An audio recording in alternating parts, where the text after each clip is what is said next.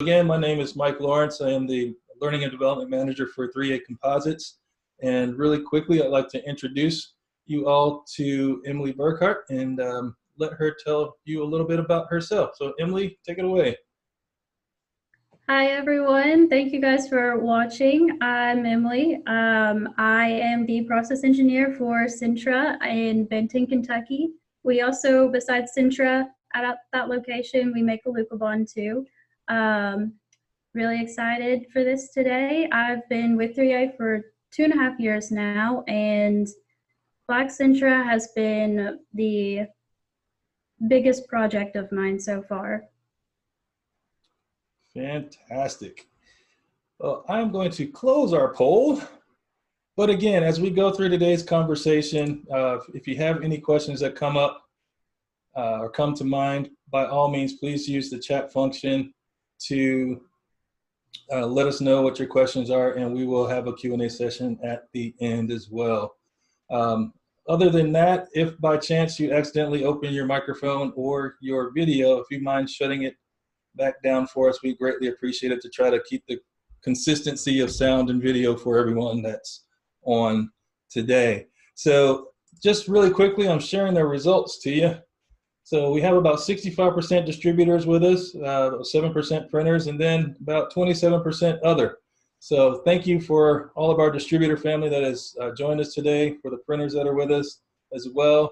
And feel free, when these come available each month, they are open to everyone. So if you have others that you think should join us, by all means, invite them to come in as well. So we're going to jump right in here. Let me get this off of my screen somehow. There we go. And just kind of jumping right into what we're doing today. So Emily, if you don't mind, can you share with everyone a little more insight on just what does a process engineer do? Right, so a process engineer, what they do will vary by industry. So whether you're in chemical manufacturing or in plastics like me, the essence of what you do is really you take responsibility over the entire process and become the expert on that technology. So you become responsible for everything that goes into it, the equipment that uses it, and then how you use that. So really, you kind of have your hands on every aspect of it to work with your co-workers on making whatever it is you're doing work. Awesome. Awesome. You told us a great little motto that you live by. I'm sure we'll get to hear about that a little bit later.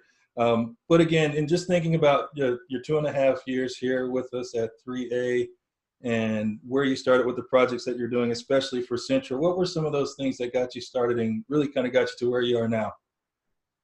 Well, when I first walked into the door, the two biggest topics were really being able to produce what we call thick gauge product on our own. Thick gauge being 10 and 12.7 millimeter product. We previously imported it from our European plants within 3A. That was a big thing, and also getting a darker black was a very hot topic at the time. Oh, good deal. Well, getting into the Black SINTRA, which is what we're here to talk about today. So tell us a little bit more about that journey. It has definitely been a journey, that's for sure. So, and you mentioned my motto earlier. I say it a lot. If you want a well-defined solution, you have to have a very well-defined problem. So whenever they were telling us our customers want darker black, what can we do to make it darker, or just please make darker black? The biggest question really was, well, what is darker black? How would you even define it? Black is black. So, and even looking at that, if you think in terms of simply color itself, you can think of a matte black car versus a pearlized black car. What will look darker? They may have the exact same black color measurement, but the matte black may not look as dark as the really glossy one. And in addition to that, the matte black car, if it has any kind of blemishes or scratches or dings or just anything on the surface that would distract from the uniform appearance, it'll look even more dull, faded, washed out, etc. So the biggest first step we had to take was understanding what our customers meant by darker black. Because we have a matte finish on our product that definitely played a big part on it. That understanding that once that was, or really it took us a little bit of time to get to that point of seeing that the issue was in one particular area, but there were things that we had to do once we did understand the actual problem that related to not just color, because we did tighten up our color spec and experimented with that, and it really wasn't giving us the result that we were hoping for. And then that morphed into, well, grew into really taking a very, very considerate look at absolutely everything about our process, what goes into the formula, which I can explain more on, but also how we were running it and questioning each piece of it to see, well, is this the most appropriate way to do this to get the result we expect? Sounds intense. Yeah. To say the least. So yeah, thinking about that, what you just mentioned there with the process, I guess, or really how Sintra's made. I don't have the technical term for it, so I'll just call it the ingredients. What goes into making our Sintra product that could make it so difficult to figure out when it's deeper than just color issue? What else goes into making that decision? Right. It is very intense, and it is kind of lengthy. So if you compare making a plastic almost to baking, you may have one main ingredient, but there are so many other ingredients in there that give you what you want to create. The same with plastic, but in a different sense, of course. For example, you have your lubricants, which are self-explanatory. It helps what goes into the process come out on the other end fine. You have process aids, which help you achieve the certain properties of the plastic that you want. You'll hear me talk about melt strength and elasticity, stuff like that. You have fillers for cost effectiveness, colorants to give the visual appearance that you want. And you have, for us in foam, we have blowing agents. So things that create that foam and make it that lightweight product that our customers want. So whenever you think about changing a formula or changing even an ingredient, there are so many things to look through. So it's a very thorough process, but sometimes that's how you have to figure out what's going on with things. Awesome. So it is a step-by-step. And just thinking from some of the things that our customers have asked for, when you look at those areas, what were the biggest changes that were made from really, I guess, from where you started, or maybe not even biggest changes, but some of the things you worked on to give our customers what they want versus, not that we had a bad product, it's just trying to continually improve it and make it better. And what were some of the bigger changes that you saw in that process? Right. The biggest things from my perspective were the formula changes, but also looking at the way we were running things, so running conditions, et cetera, et cetera. All of that had to come into question and change. So that was a very, very lengthy process, and we're still continuously improving upon that. But what I think stands out the most for our customers who see the difference in what we were producing before versus what we are giving them now is overall quality. It's not just that the black looks richer and deeper. The quality, the surface quality has really cleaned up a lot, and we did that by having a more appropriate formula, so more appropriate ingredients. Also through that whole questioning phase of how we run things, all to achieve better quality, so surface appearance, everything you do on the front end of something affects everything downstream. So changing all of that up, getting quality more consistent, really a lot of things that it's more so the things that don't stand out now as opposed to things that used to stand out whenever you would look at a sheet. Good deal. I know in some previous conversations, so everyone that's watching us, you get a little sneak peek into what we would talk about before, and some things that were interesting to me in a sense, just in learning more about how our product works was when we talk about rigidity of the board or the cell structure that goes into making that consistent product, you know, so that every time it's run, every time an end user uses it, they're getting the same experience. What are some of those qualities that we can kind of share with everybody that they may not know goes into making that consistently quality product? This is actually something pretty cool that I do like to talk about. I have seen pictures of our cell structure, and we actually have a very, very good cell structure. Whenever you're making a foam PVC, it's very important that you have a very uniform structure.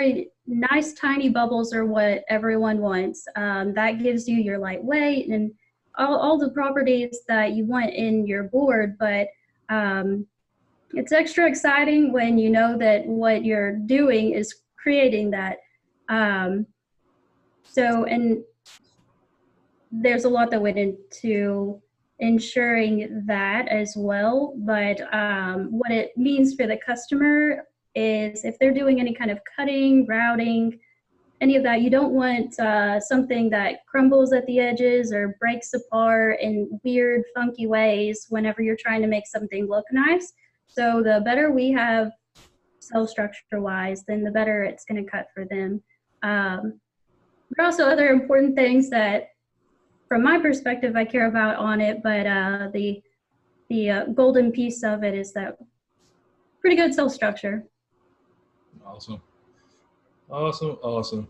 So I have a couple, well, actually everyone at this point, I'm going to talk about a couple more things, but if you have questions that you'd like to ask Emily, ask myself, by all means, please use your chat feature at this time to go through that and send your questions in, and we'll get to as many of them as we can. We know 30 minutes isn't a lot of time, but we definitely like taking the opportunity to talk a little bit more about, you know, just some of the background that goes into what we do. So one of the things that we think about a lot as suppliers and as manufacturers, and I want to ask you, Emily, as well, is how hard is it to get clear direction from our end users? And is it consistent information that we're getting, or does everybody kind of want something different? And I ask this because we have mostly distributors on here as well. So it's, you know, it's just interesting to see from our perspective what would help us to continue to improve on products like Black Sintra and other products in our line. I don't know that I can really speak on how hard is it to get the feedback from them. Really, what I want to say is that I want more feedback. So I definitely welcome them to email me, call me, whatever they would like to do, because I want to learn what their wants and needs for the product are. Not just to make our product better, but that's the way to make them happy too, is if we give them exactly what they're wanting. As far as once we get feedback, how we interpret it, use it, etc., that can be just simply handled with good communication, because sometimes my language for describing something is different from theirs because of the two different backgrounds, but the big piece of it is I want more communication with them. So that'd be exciting to hear from those watching today, and if they would like to share their thoughts or wishes about Sintra, anything Sintra related. I'm ready to hear it. Awesome. Well, you got to hear first, folks. Uh, no, we definitely look forward to your feedback. I do the same, from the learning space and working with our distributors and getting more and more involved as well. So, it's the same plea coming from 3A from a learning perspective. What are those topics, those things that we could be covering that would benefit you and your teams? And it goes all the way through our process. We value your opinions. We look forward to hearing from you all, and definitely appreciate any and all feedback that you have. Speaking to that, we're going to move into some of the questions that we have here. One of the things once we're done today, we will be sending out a survey in the morning. If you could complete that survey, or if you have any questions that don't get answered in this session, there's a place on that survey you can ask those questions. Or if you have product-specific questions, or feedback, like Emily and myself are asking for, you can put all that in the survey, and it allows us to collect feedback in one place where we can keep it concise, keep it consistent, and just kind of wrap a process around how we get your information and get answers back to you as well. So please take advantage of that. I know surveys aren't everybody's jam, but at the same time, your feedback is extremely valuable to us. This is why they don't let me on camera a lot. I have too much fun with it. But we definitely want your feedback, and we look forward to the opportunity to serve you more as a 3A Composites family as well. But getting into some of the questions, one of the first questions here, thank you to Chris, not putting you on the spot, just wanted to say I'm asking your question. So Chris asked the question, what can be done so the product could go outside? That's a tough one. That's more so of a formula-oriented question, and that's definitely something. It's a discussion worth having. But yes, it requires some formula adjustments, possibly. I do believe that we do have at least a spec somewhere that does list about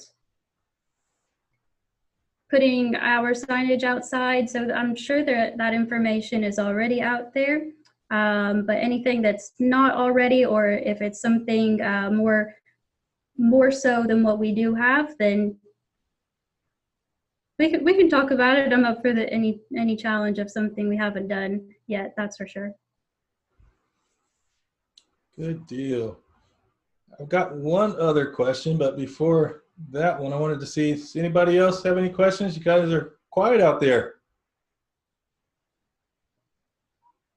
Just drop it in your chat, and I'll be looking out for it. But I'll go ahead and give you this one. We've got about 5 minutes before we're closing out here. But what else are you working on these days, Emily? So many things.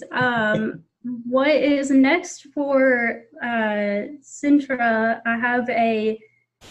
I can't say it's a secret plan or anything, because I put it on my whiteboard, so everyone, they've at least seen it. But I have a lot of goals to accomplish within the concept of circular economy. It's a big buzzword within the plastics industry, but essentially circular economy is being responsible with your plastic from cradle to grave, so to speak. I would like to get our recycled content levels more consistent, a little higher. Lots of other exciting things with that too. Keep making Sintra better and more tailored to the customer. Really, it never ends there. So as long as we keep that communication open with our customers and hear from them what they want out of our products, then we'll be good. Sounds good. And I know from your perspective, Emily, you do a little bit of everything when it comes to understanding the makeup of Sintra, but one of our guests would like to know really what are the main applications for Sintra board in general, and specifically, in general for Sintra, but specifically, what would you use black Sintra for, or what are some of the ways you've heard it being, some of the applications you've heard it being used for? Signage is the obvious answer. Rather than focus on what it is used for, which we do have a lot of great applications out there, and I think a lot of documented applications, so examples of what other people have done. Something I think is really cool is looking at other ways of using it that haven't been used before. So I know I'm kind of redirecting the question into something else, but I think it's really cool how versatile the product is and that you can use it for many other things outside of what you would traditionally use it for. Yeah. Well, I'm going to take this opportunity, Miles, to do a shameless plug for our website. We have done a lot of updates. If you haven't been there yet, 38compositesusa.com is our website. So those that are familiar with Graphics Display USA, it is now gone, and our fully robust 38 Composites USA is up and running. So if you go on there and click on products and then click on Sintra, you'll get to see some pretty interesting facts and figures on the product itself. There's some videos out there as well from other fabricators and people that have used Sintra for different various products. One of the coolest things I've seen recently is we have one of our employees that's been working on a project for sound systems using Sintra, which is pretty awesome. So, if you see it out there soon and your speaker's wrapped in something different, we did it, and don't steal our idea. No, but it's just, there's so many different things that can be done. I know of a gentleman, an artist, that has used it to make a mobile of how they used to do construction on skyscrapers, where they use the big crane and the guys are sitting having lunch on the big iron rod. That big iron rod is made out of Sintra, and then he did little paper mache figures on there representing the workers sitting on that, on that branch, or sorry, not on branch, on the iron rod. So it's used in artistic ways. It's used, of course, for signage and things that are a little more in the regular flow, but there's a lot of great opportunities because of the way that it can, many different ways can be cut or formed, that we look forward to hearing what you decide to do with it for sure.